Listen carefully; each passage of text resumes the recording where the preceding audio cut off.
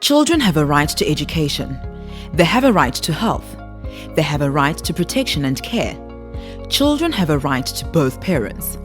They have a right to a name, to a stable family and nationality. Most importantly, they have a right to participate in all matters affecting their lives. Their right to a voice and participation is protected in the Constitution by the Children's Act and through international instruments like United Nations Convention on the Rights of the Child. The Department of Social Development is tasked with the protection and care of children.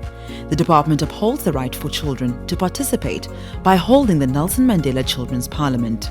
The Parliament is held with the Nelson Mandela Children's Fund in partnership with development organizations such as UNICEF, Save the Children, and the National Parliament every year. The Parliament is a tool to make sure that children are given the chance to participate, debate, and evaluate policies that affect their lives. The ultimate goal of the Children's Parliament is to create a channel for children's participation and afford them an opportunity to influence policy as well as programs targeting and ensuring that their rights are realized. The Children's Parliament focus was on the following thematic areas: child safety and protection, child's rights and business, gender, non-discrimination and inclusion, mental health, climate change, coordination and institutional arrangements, education, coordination of child participation, and child-friendly communities.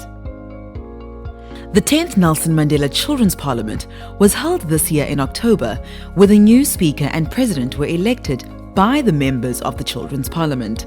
The members had a chance to speak to the Minister of Social Development.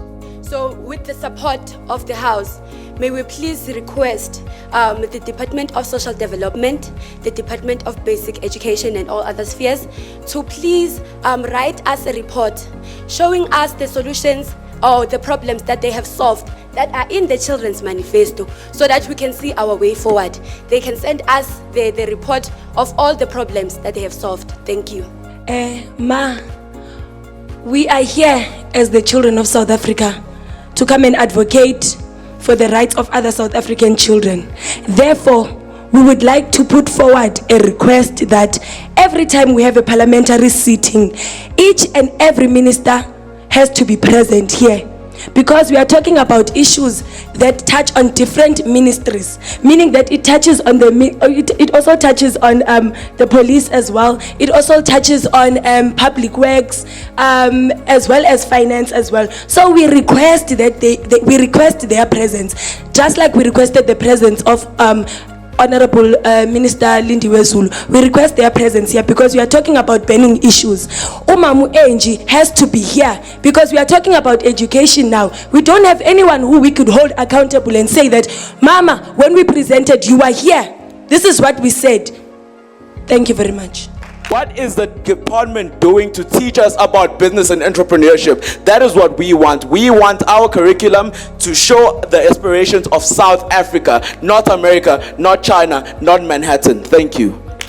I've been feeling the pulse and I've been feeling the robustness which is existing amongst you as young people. And this is very important for us because your robustness and your questions and the things that you are expressing are things that we need to respond to as government in general, not only myself as a Minister of Social Development, but all other ministers. Let me reinstate our commitment to democracy and in this parliament, the issues and intensity with which the honorable members have been bringing forward since the beginning of this session this morning may be telling us a lot about the insufficiency of decision-making channels through which these issues should be dealt with at the community, local and district and provincial levels, including the issues that you were raised. I was here particularly when you were talking about the fact that you